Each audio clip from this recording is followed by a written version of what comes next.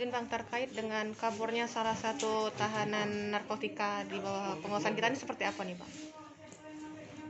Ya, memang benar tahanan atas nama Joko Zulkarnain yang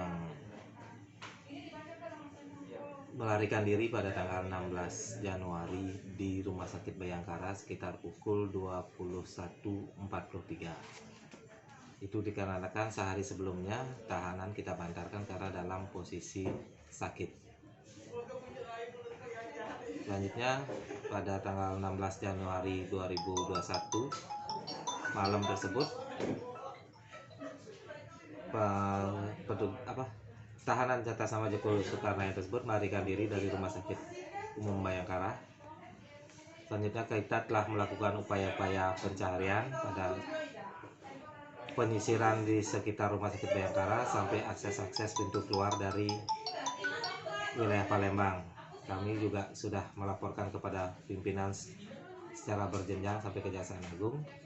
Selanjutnya sudah melakukan permohonan penetapan DPO dan pencekalan. Kami juga sudah mohon bantuan juga kepada Kapolresta Palembang, kepada Kapolda Sumatera Selatan, dan juga kepada BNN Pusat untuk bantuan pencarian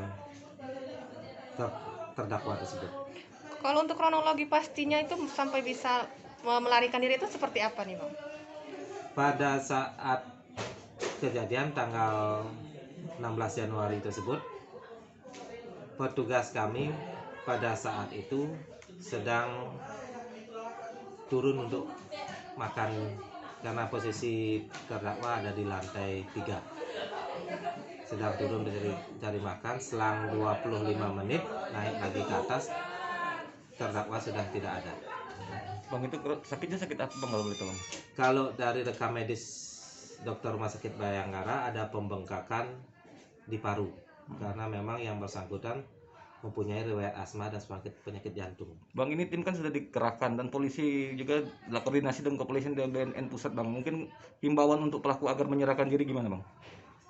Kita tetap akan melakukan usaha pencarian kepada pelaku agar segera menyerahkan diri. Biar bagaimanapun istri pelaku juga sedang ada di dalam sekarang terlibat terkait kasus ini.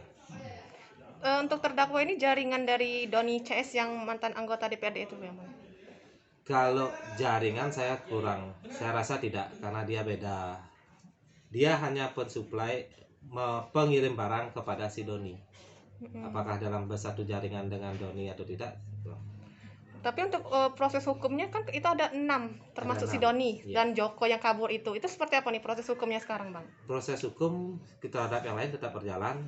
Kita sampai saat ini agendanya adalah tuntutan. Oke.